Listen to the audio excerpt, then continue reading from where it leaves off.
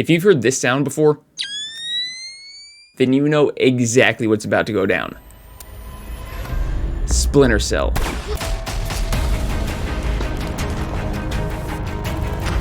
That's right, Splinter Cell, and today I'm very excited to be covering an announcement that Ubisoft made yesterday. A Splinter Cell remake is officially confirmed.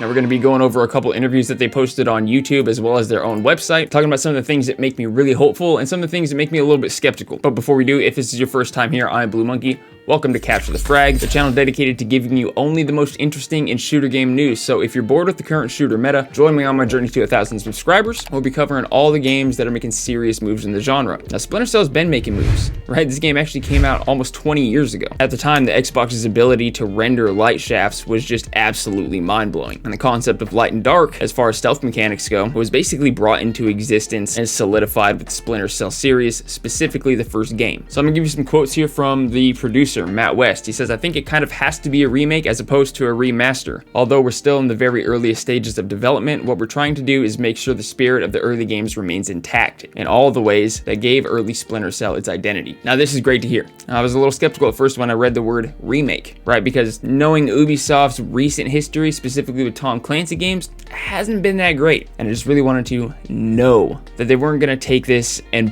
absolutely botch it. And with the remainder of this quote, we've already been given that reassurance. Now, creative director Chris Audi says, "It's safe to say a lot of us on the team are stealth purists, and we're behind that level of seriousness when it comes to those kinds of mechanics and those sorts of things that we want to see in this game." He says, "We're very, very aware of what makes classic Splinter Cell what it is. It's important for us to preserve that sense of mastery by supporting players who observe the situations, make their plan, use their gadgets, and outsmart the enemy creatively to deal with the challenges that they are presented with. Ideally, they end up coming out on the other side with no one having realized you were even there." That's the essence of Splinter Cell. Okay, good. Now, the last Splinter Cell game that I played was Splinter Cell Conviction. And I gotta be honest with you, I had a damn good time with it. That being said, it did branch out a little bit from the traditional Splinter Cell vibe, I guess you could say, but the gameplay was there. And speaking of gameplay, Wes says the gameplay experience we were targeting is directly tied to what we want players to feel, to capture the essence back when we were all playing the original games. Now, we don't know if anyone from the original Splinter Cell is actually on the team, but Ubisoft does confirm that there are, quote, "a lot of vets here." They say we're gonna have a really good mix of people who have worked on previous Splinter Cell games and new team members who are joining and bringing fresh energy and fresh ideas. Now, I'm gonna leave you on an ominous note,